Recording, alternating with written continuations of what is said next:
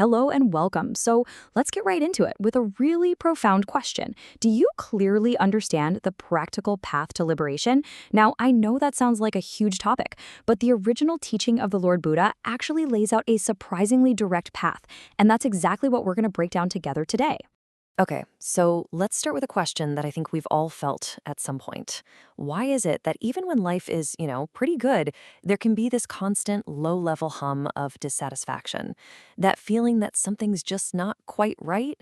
Well, it turns out there's a very specific answer to this, a root cause that we often completely miss. The teaching puts it like this. Our normal state of mind is like living in a kind of mental darkness. It's as if we're in a prison, but here's the catch. The walls are invisible. We don't even realize we're confined because, well, this state of mind is all we've ever known. The Pali word for this darkness is avidya. Now, we translate that as ignorance, but it's really important to understand this isn't about being uneducated or not knowing facts. It's a much, much deeper kind of not knowing.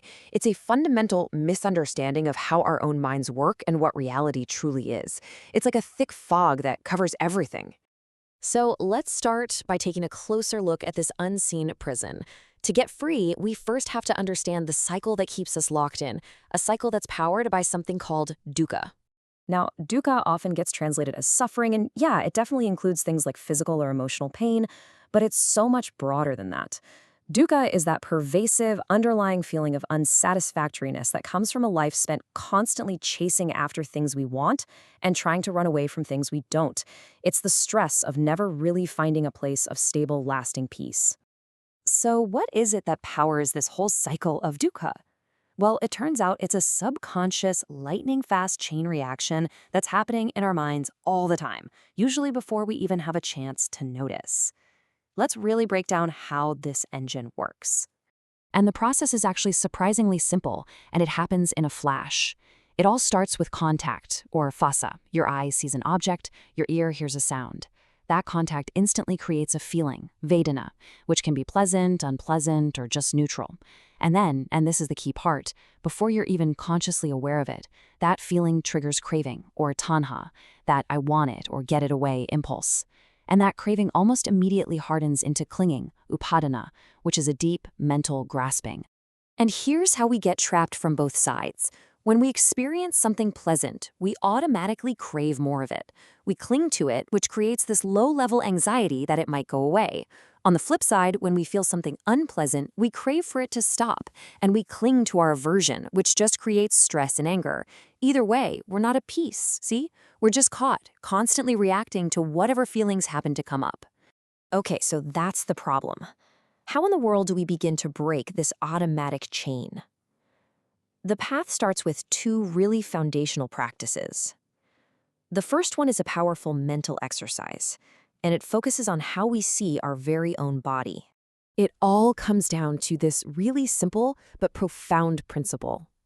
Ignorance, that avidya we talked about, is what combines and glues our experience together into this solid story of me and mine. Wisdom, on the other hand, does the opposite. The path of wisdom is one of separation, of deconstruction, of taking things apart to see what they're really made of. So here's the practice. Instead of thinking of your body as one solid thing called you mentally disassemble it. In your mind, you just separate it out into its components. See the hair of the head, the hair of the body, the nails, the teeth, the skin. See the flesh, the sinews, the bones, all the organs inside. You just mentally see them as a collection of individual parts. When you do this repeatedly, a new kind of understanding starts to sink in. You start to see that this body isn't some solid, permanent me. It's just a temporary assembly of parts, a collection of elements. Practicing this way starts to loosen that deep instinctual belief that I am this body, which is a huge source of our clinging and fear. Okay, so that's practice one. Now, let's build on that. The second core practice shifts our attention from the body to the mind itself. And here's a really important point. In this teaching, the mind isn't located up in your head. It's experienced as the knowing presence right in the center of your chest. So the mind, or chitta, is described as being this naturally clear, radiant, knowing quality.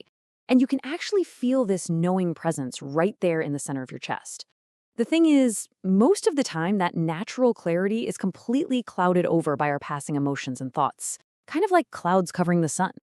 So the practice is simply to become an observer. When an emotion comes up, you'll feel it in your chest. Now, instead of getting swept away by it, you just acknowledge it. You just say to yourself, okay, anger is here now. Then you just watch it. You don't judge it, you don't add stories to it, and you certainly don't act on it. You just observe it as an energy. And if you can do that, you'll see for yourself that it changes and eventually fades away all on its own. And what this does is, well, it's a total game changer. It inserts a pause right into that automatic chain reaction. Instead of feeling leading instantly to reacting, we learn to just stop and look. We create a space, and it's right there, in that little space between the stimulus and our reaction, that freedom is found. So what happens when you combine these two practices, deconstructing the body and observing the mind, and you do them consistently, day after day? The result isn't something you have to build or create. It's something that you simply uncover.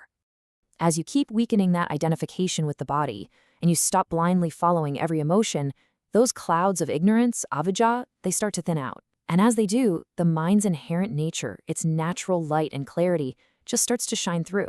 You see, you're not building a light bulb, you're just cleaning the thick layer of dust off of one that was always there, shining all along. This revealed clarity, this light, has a name. It's panya, or wisdom. But this isn't intellectual knowledge from a book. It's a direct, intuitive seeing. It's the mind, now that it's clear, just perceiving reality as it is. Seeing that everything, including our own thoughts, feelings, and our body, is impermanent and in a constant state of change. And this leads to the ultimate result.